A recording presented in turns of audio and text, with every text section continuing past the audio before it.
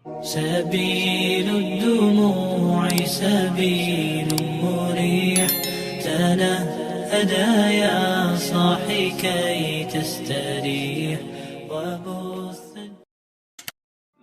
Allah nggak melihat penampilan kalian, Allah nggak melihat harta kalian, Allah nggak melihat perbuatan kalian. Yang pertama Allah lihat itu adalah qulubikum, niat kalian. Maksud qulub di sini niat.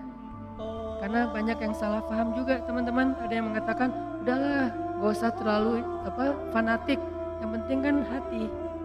Allah kan melihat hati.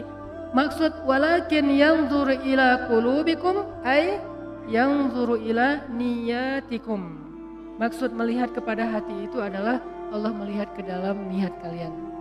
Apakah kalian mengatakan itu dengan jujur bahwa kalian benar-benar beriman atau itu hanya basa-basi? Apakah kalian mengatakan itu dengan jujur karena benar-benar yakin berserah diri kepada Allah atau itu hanya modus supaya ditolong oleh Allah, kemudian besok kalian akan meninggalkan Allah setelah mendapatkan kebaikan itu? Allah Maha tahu.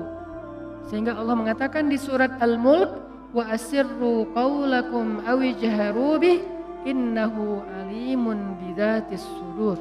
Kalian rahasiakan atau kalian tampakkan apa yang ada di dalam hati kalian, innahu alimun bidzatis sudur.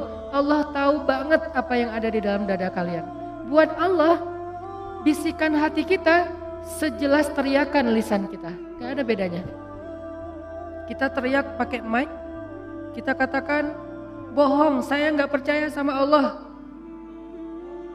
Lalu kita teriakan dengan hati, kita berbisik dengan hati. Dengan sepelan mungkin, saya gak percaya sama Allah. Itu suara hati dan suara mulut kita, lisan kita di sisi Allah sama. Gak ada bedanya. Gak ada cerita kalau dengan mulut kita bilang, ya Allah saya percaya kepada Engkau, saya berserah diri kepada Engkau. Allah dengar. Giliran dalam hati kita bilang, enggak sih sebetulnya enggak gitu-gitu amat. Apa? Allah enggak kayak gitu. Karena Allah mendengar isi hati kita sejelas mendengar suara dengan lisan kita. Sangat jelas. Sehingga ketika ada Nabi yang berdoa dengan suara yang lirih, Nabi siapa? Zakaria.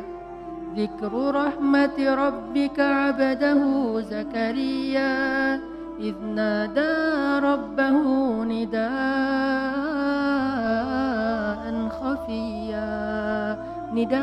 khafiyya.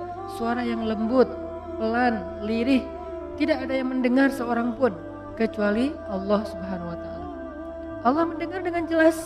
Bahkan kalau suara itu tersembunyi di dalam lautan yang gelap, lebih dalam daripada Danau Toba, gelap banget nih. Karena nggak mungkin ikan haut, ikan paus hidupnya di perairan yang dangkal, nggak mungkin. Dia hidup di perairan yang dalam, yang mungkin kedalamannya di bawah 1 kilometer.